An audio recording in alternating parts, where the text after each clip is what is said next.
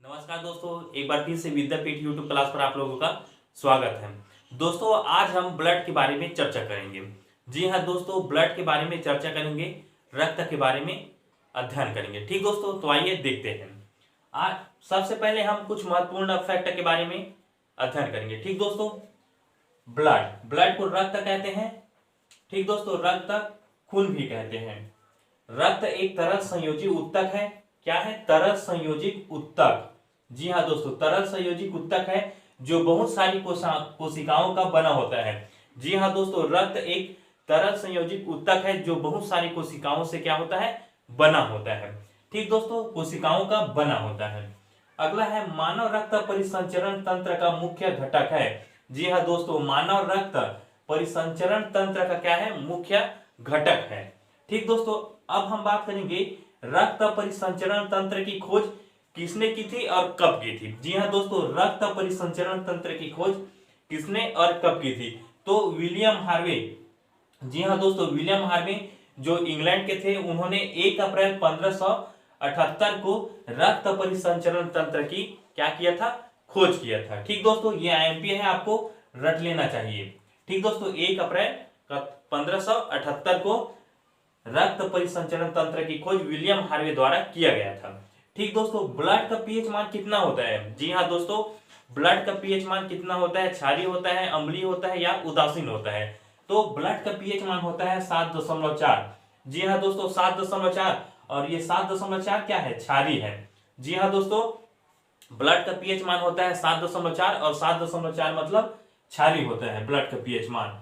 मानव शरीर का कुल भार का कितना प्रतिशत ब्लड होता है? कितना प्रतिशत रक्त होता है? तो मानव शरीर का कुल भार का 7% क्या होता है? ब्लड होता है, रक्त होता है शरीर में।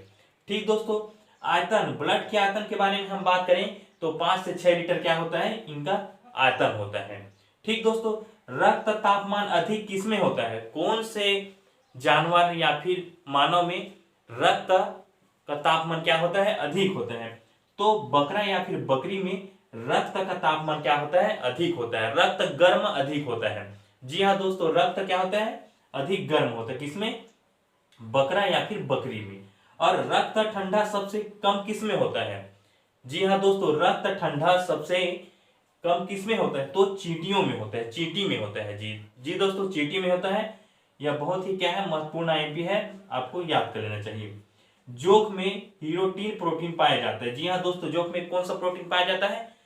हीरोटीन प्रोटीन पाया जाता है। जी हाँ दोस्तों, हीरोटीन प्रोटीन पाया जाता है। ठीक दोस्तों, अब हम बात करेंगे ब्लड के प्रकारों के बारे में कि ब्लड कितने प्रकार के होते हैं, उनके बारे में देखेंगे। ठीक दोस्तों, तो आइए देखते हैं। जी दोस्तों, अब हम बात करेंगे ब्लड के प्रकार के बारे में। जी हाँ दोस्तों, रक्त के प्रकार के बारे में बात करेंगे। ठीक दोस्तों, तो आइए देखते हैं। ब्लड, रक्त, रक्त का प्रकार 2 है। जी हाँ दोस्तों, रक्त प्रकार को 2 भागों में बांटा गया है। पहला है क्या? प्लाज्मा। जी हाँ दोस्तों, प्लाज्मा, जिसे पदार्थ की चौथी अवस्था कहते हैं। जी हाँ दोस्तों, प्लाज्मा को क्या कहते हैं? पदार्थ की चौथी अवस्था कहते हैं। ठीक दोस्तों, जो 60% है। कितना है? 60%। और एक तरफ है रुधिर कणिकाएं। जी हाँ दोस्तों, क्या? रुधिर कणिकाएं, जो कितनी प्रतिशत है? 40% है। दोनों को मिलाएंगे हम 60 और 40 को, तो कितना हो जाएगा अपना? 100% होगा। ठीक दोस्तों, अब हम बात करेंगे प्लाज्मा के बारे में। ठीक दोस्तों, तो आइए देखते हैं। प्लाज्मा में जो 60% है, अब उनमें से कितना प्रतिशत जल है, प्रोटीन है, लवण, खनिज है, उसको देखेंगे। ठीक दोस्तों, मान के चलिए ये 60 अब अपने में कितना प्रतिशत हो गया?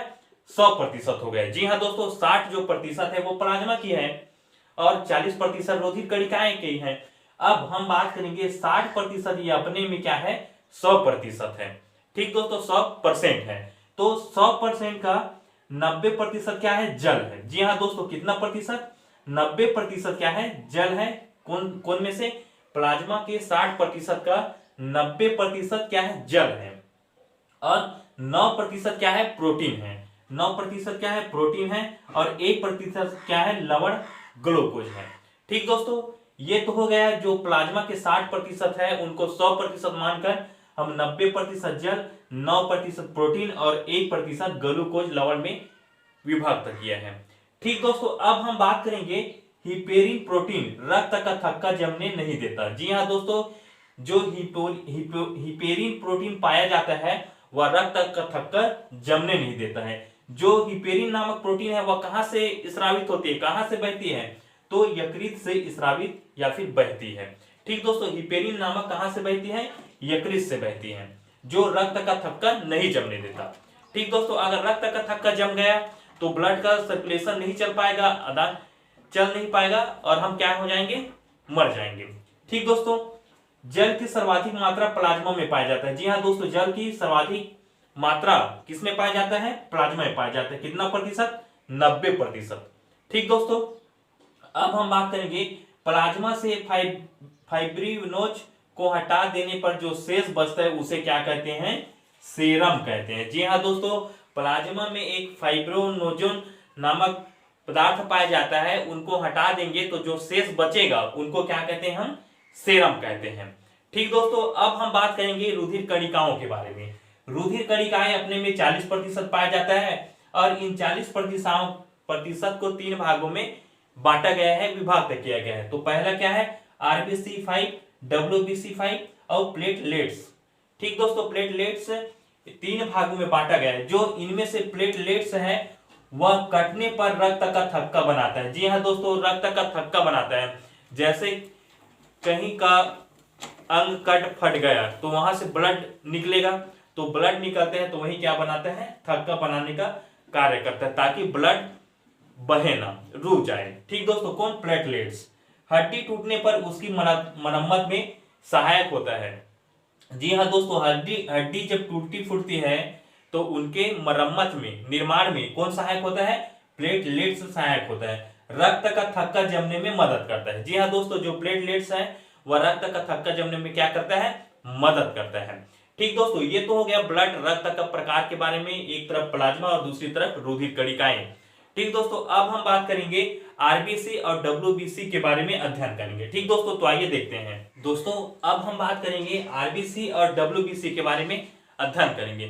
ठीक दोस्तों, आरबीसी और डब्ल्यूबीसी बारे में अध्ययन करेंगे। ठीक, तो आरबीसी का निर्माण कहाँ होता है। जी हाँ दोस्तों, आरबीसी का निर्माण कहाँ होता है, तो अस्थि मज्जा में इनके क्या होता है, निर्माण होता है। जी हाँ दोस्तों, अस्थि मज्जा में क्या होता है, आरबीसी का निर्माण होता है।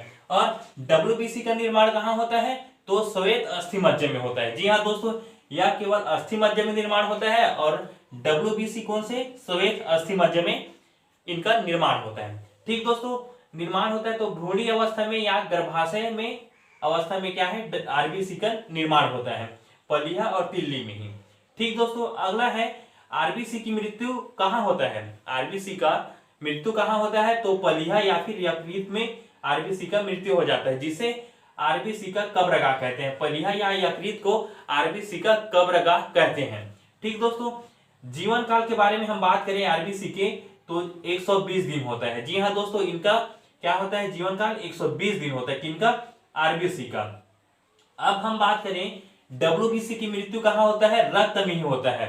रक्त में क्या होता है, मृत्यु हो जाता है। निर्माण भी श्वेत अस्थि मज्जा में होता है और रक्त में ही डब्ल्यूबीसी का मृत्यु हो जाता है। ठीक दोस्तों, जीवन काल की बात करें तो 2 से 5 दिन। जी हाँ दोस्तों, डब्ल्यूबीसी का जीवन काल क्या है, 2 से 5 दिन और इनका आरबीसी का 120 दिन। ठीक दोस्तों, आरबीसी का कार्य क्या है, क्या काम आता है आरबीसी, आरबीसी क्या कार्य करता है, तो O2 मतलब ऑक्सीजन को शरीर के अंदर ले जाना। जी हाँ दोस्तों, ऑक्सीजन को शरीर के अंदर ले जाना और carbon dioxide CO2, carbon dioxide को शरीर से बाहर निकालने का कार्य करता है कौन, आरबीसी, जिसे हम गैसों का परिवहन कर सकते हैं। ठीक दोस्तों, ये तो हो गया आरबीसी का कार्य। और डब्ल्यूबीसी का क्या कार्य है, डब्ल्यूबीसी का क्या कार्य है, तो शरीर के तापक्रम को बनाए रखता है। जी हाँ दोस्तों, शरीर के टेम्परेचर को, तापक्रम को क्या है, बनाए रखता है। रोगों से रक्षा करता है। जी हाँ दोस्तों, डब्ल्यूबीसी रोगों से रक्षा करता है और गैसों के परिवहन में सहायक होता है। ठीक दोस्तों, अब हम बात करेंगे आरबीसी में हीमोग्लोबिन पाया जाता है। क्या पाया जाता है, हीमोग्लोबिन पाया जाता है। हीमोग्लोबिन 2 शब्द से बना है, हीमोधन ग्लोबिन। तो हम देखेंगे हीम कितना प्रतिशत पाया जाता है और ग्लोबिन कितना प्रतिशत पाया जाता है। तो हीम 4% पाया जाता है और ग्लोबिन 96% पाया जाता है। दोनों को मिलाएंगे तो हम 100% होता है। ठीक दोस्तों, अब हम बात करेंगे रक्त का प्रारंभ में बैगनी रंग होता है। जी हाँ दोस्तों, रक्त प्रारंभ में कौन सा रंग होता है, बैगनी रंग होता है।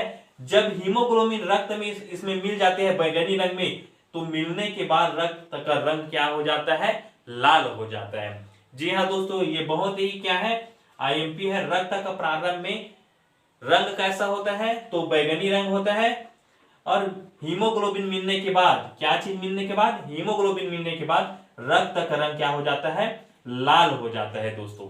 ठीक दोस्तों, आरबीसी की संख्या मापने वाला यंत्र का क्या नाम है? जी हाँ दोस्तों, आरबीसी के किसी न किसी यंत्र से तो मापा जाता होगा ना, नापा जाता होगा, तो उस यंत्र का क्या नाम है, हीमोसाइटोमीटर। जी हाँ दोस्तों, हीमोसाइटोमीटर यंत्र के माध्यम से आरबीसी की संख्या ज्ञात किया जाता है। ठीक दोस्तों, आरबीसी में केंद्रक नहीं पाया जाता है, आरबीसी में केंद्रक नहीं पाया जाता है, लेकिन ऊंट और लामा जानवर में क्या होता है, केंद्रक पाया जाता है।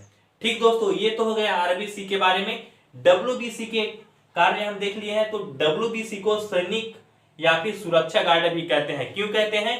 क्योंकि यह रोगों से क्या करता है, रक्षा करता है, सुरक्षा करता है डब्ल्यूबीसी। इस कारण डब्ल्यूबीसी को सैनिक या सुरक्षा गार्ड कहते हैं। ठीक दोस्तों, बड़ा डब्ल्यूसी का बड़ा कौन सा है, तो मोनोसाइट है डब्ल्यूसी में बड़ा। सर्वाधिक मात्रा में हिम्पोसाइट पाया जाता है। क्या पाया जाता है? डब्ल्यूबीसी में सर्वाधिक मात्रा में हिम्पोसाइट पाया जाता है। ठीक दोस्तों, डब्ल्यूबीसी की संख्या बढ़ जाने पर ल्यूकीमिया नामक रोग हो जाता है, जिसे क्या कहते हैं, ब्लड कैंसर कहते हैं। जी हाँ दोस्तों, ब्लड कैंसर कहते हैं डब्ल्यूसी की संख्या बढ़ जाने के कारण। जी हाँ दोस्तों, मानव शरीर में डब्ल्यूबीसी की संख्या जब बढ़ जाती है तो ल्यूकीमिया नामक रोग हो जाता है, जिसे क्या कहते हैं, ब्लड कैंसर कहते हैं। ठीक दोस्तों, ये हो गया डब्ल्यूबीसी के बारे में अध्ययन। अब हम बात करेंगे प्लेटलेट्स के बारे में। ठीक दोस्तों, यह हड्डियों के टूटने फूटने से होता है। जीवन काल कितना है? 3 से 5 दिन इनका जीवन काल है, और मृत्यु क्या हो जाता है, पलीहा में हो जाता है। ठीक दोस्तों, ये तो हो गया आरबीसी और डब्ल्यूबीसी और प्लेटलेट्स के बारे में विस्तार से अध्ययन। ठीक दोस्तों, अब हम बात करेंगे ह्यूमन ब्लड ग्रुप के बारे में, मतलब मानव रक्त ब्लड के बारे में चर्चा करेंगे। ठीक दोस्तों, तो आइए देखते हैं। जी दोस्तों, अब हम बात करेंगे ह्यूमन ब्लड ग्रुप के बारे में, मानव ब्लड ग्रुप के बारे में बात करेंगे। ठीक दोस्तों, तो सर्वप्रथम इनकी खोज किसने की था, ब्लड ग्रुप की खोज किसने किया था, तो कार्ल लैंड स्टीनर ने 1900 में ब्लड ग्रुप की खोज किया गया था। ठीक दोस्तों, इसी कारण लैंड स्टीनर को 1930 में नोबेल पुरस्कार से सम्मानित किया गया, नोबेल पुरस्कार से नवाजा गया।